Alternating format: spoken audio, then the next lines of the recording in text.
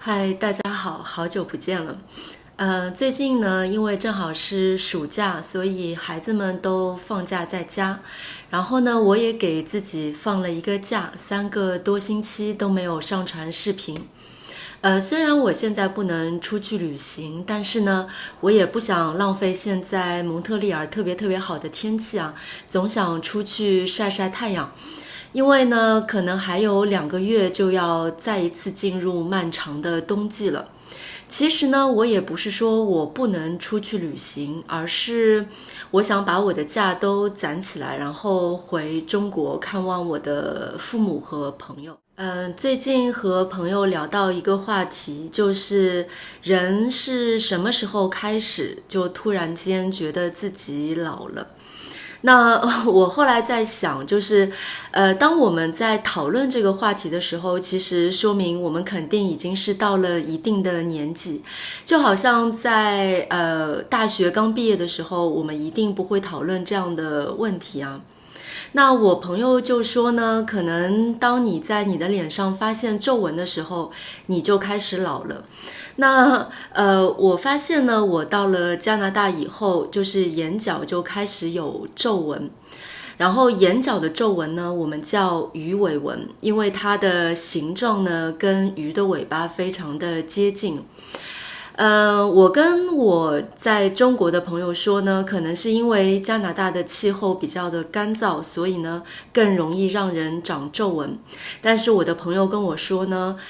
其实不应该责怪天气啊。到了一定的年纪呢，不管你生活在什么地方，中国还是加拿大，你都是会长皱纹的。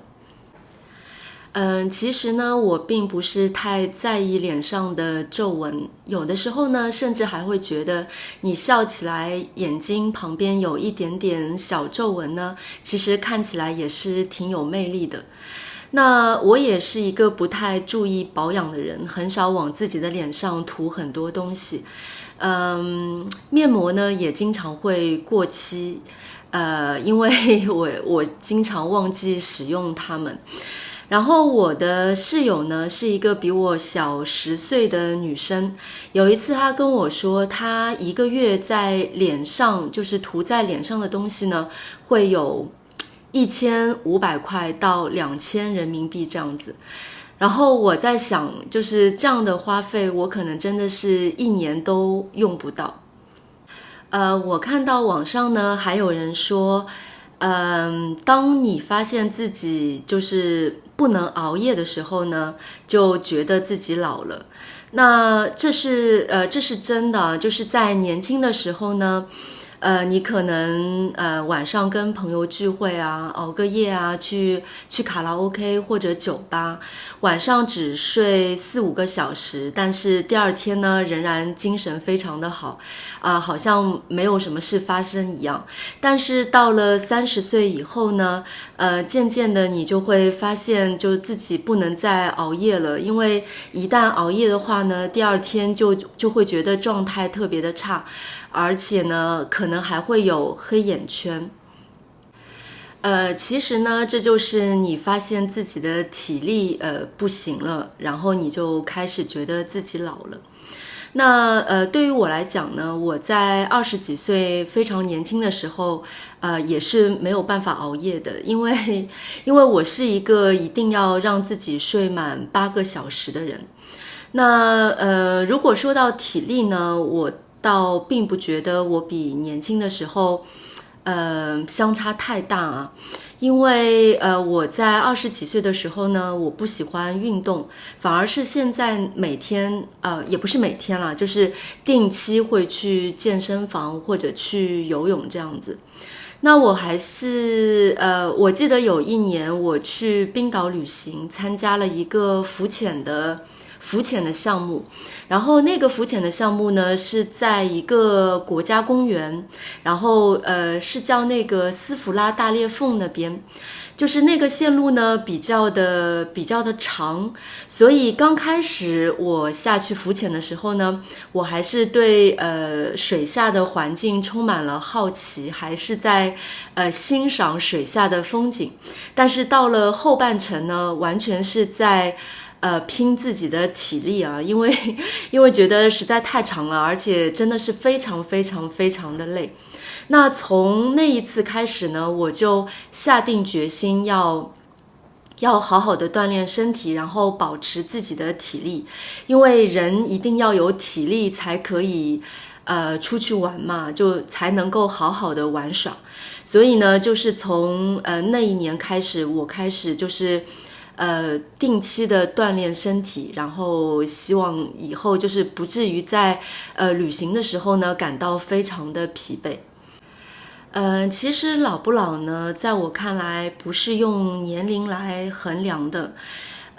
或者也不完全是看你脸上或者身上开始有多少的皱纹，或者自己的体力开始大不如前。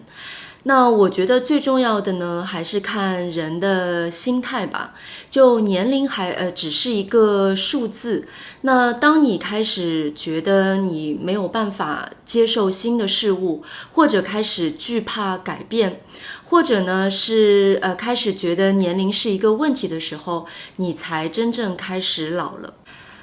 我有一个同事呢，他已经68岁了。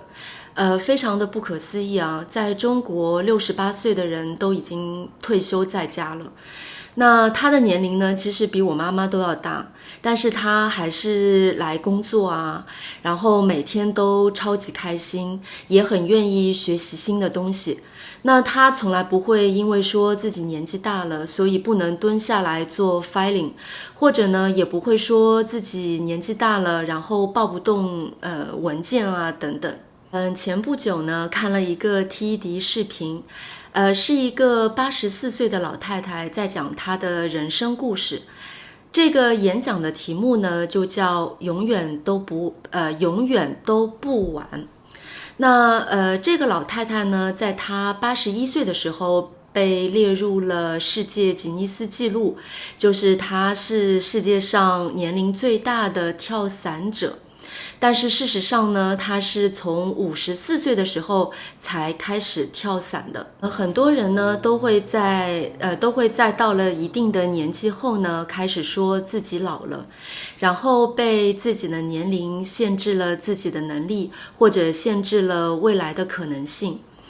那其实当我决定离开上海来加拿大的时候呢，也被很多人说已经老的不应该做这样一件事情了。然后我来了加拿大以后呢，发现在这儿人们对年龄呢更加的宽容啊，要比在中国宽容很多。不过呢，对于我来讲，我也非常少想起自己的年龄，只有在思考要不要孩子这样一件事情上呢，才会觉得有一点小小的焦虑。那你们呢？你们有没有在哪个时刻觉得自己老了呢？欢迎你在留言里给我分享你的想法和你的经历吧。好了，今天的视频就到这儿吧。如果你喜欢我的视频，要记得给我点赞，并且给我留言哦。当然啦，请记得订阅我的频道。希望我的视频对你学习中文有帮助吧。好了，今天就到这儿。非常感谢你的收看，我们下次再见。